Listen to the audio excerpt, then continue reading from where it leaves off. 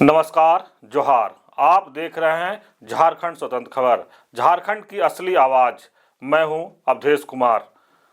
आज के इस खास प्रोग्राम में हम बात करेंगे घाटशिला में बीजेपी को मिली करारी हार। झारखंड बीजेपी के नेतृत्व पर उठते सवाल और सबसे महत्वपूर्ण जेल कैंप के जयराम महतो के तेजी से बढ़ती ताकत, जो अब बीजेपी से ज़्यादा प्रभावी दिख रहे हैं। क्योंकि आज हम उन बातों पर चर्चा करेंगे जिन्हें मुख्यधारा मीडिया अक्सर छुपा देता है। सबसे पहले बात घाटशिला उपचुनाव की। इस चुनाव ने झारखंड के राजनीति को झकझोर दिया है। बीजेपी ने पूरी ताकत लगा दी। नेता आए, प्रचार हुआ, बड़े वादे किए, लेकिन नतीजा स्पष्ट हार। घाटशिला की जनता ने साफ संदेश दिया कि बीजेपी का मौजूदा नेतृत्व जनता से जुड़ा नहीं है। जमीनी मुद्दों पर पकड़ कमजोर है और संगठन से नेटवर्क टूट चुका है। अब सवाल ये उठता है कि बीजेपी हारी क्यों? कारण साफ है, स्थानीय नेताओं को महत्व नहीं मिला। हेमंत सोरेन के खिलाफ स्पष्ट नैरेटिव नहीं बना। नेतृत्व कमजोर और असंगठित दिखा। ग्राउंड लेवल पर बीजेपी के पैठ लगभग खत्म होती दिखी। बीजेपी के कई कार्यकर्ता का कहना है कि दिल्ली की रणनीति झारखंड में चल नहीं रही। लोगों की समस्याएं समझो, बिना चुनाव नहीं जीते जाते। अब सबसे बड़ा मुद्दा है झारखंड बीजेपी का नेतृत्व। कई लोगों का मानना है कि न तो बाबूलाल मांझी अब वैसी पकड़ रखते हैं जैसे 10-15 साल पहले थी, और न ही चंपई सोरेन बीजेपी के लिए कोई बड़ा जनाधार खड़ा कर पा रहे हैं, और न ही चंपई सोरेन बीजेपी के लिए कोई बड़ा जनाधार खड़ा कर पा रहे हैं। दोनों नेता अनुभव रखते हैं, लेकिन जनता से सीधे संवाद कनेक्शन कमजोर हो गया है।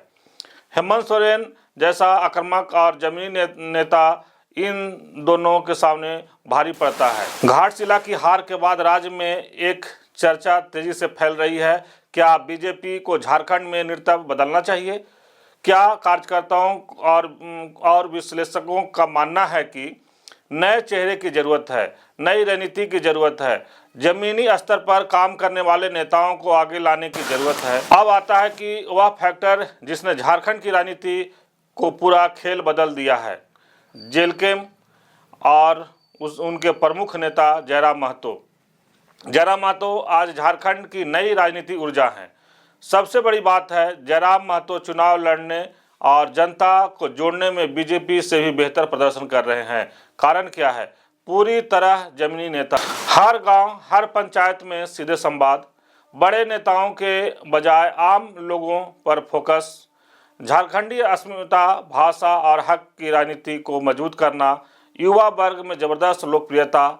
आज की राजनीति में देखा जा रहा है कि बीजेपी जहां भी कमजोर पड़ रही है, वहां जेल कैंप तेजी से खाली जगह भर रहा है।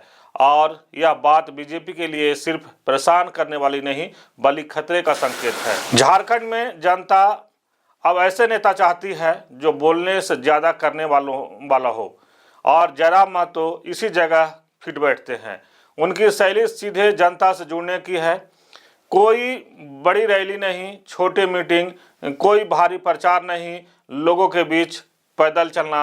और सबसे अहम बात, जयराम महतो हेमंत सोरेन के खिलाफ को वैकल्पिक नैरेटिव खड़ा कर रहे हैं, जो बीजेपी नहीं कर पा रही है। यही वजह है कि आज लोग कह रहे हैं बीजेपी से ज़्यादा मजबूत चुनौती जेल कैंप दे रहा है।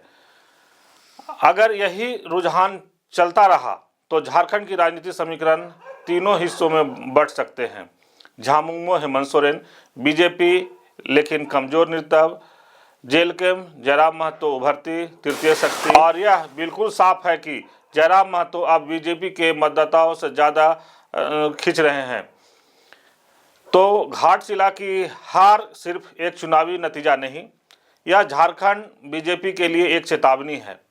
अगर नेतृत्व नहीं बदला, राजनीति नहीं बदली और नया चेहरे सामने नहीं लाया गया, तो आने वाला समय में जेल कैंप और जयराम महतो की ताकत और बढ़ेगी। आप क्या सोचते हैं? क्या बीजेपी को झारखंड में पूरी तरह से नेतृत्व बदल देना चाहिए? और क्या जयराम महतो भविष्य में बड़ी चुनौती बन सकते हैं? कमेंट में अपनी राय जरूर दीजिए। वीडियो को लाइक शेयर करें और चैनल को सब्सक्राइब करना न भूलें।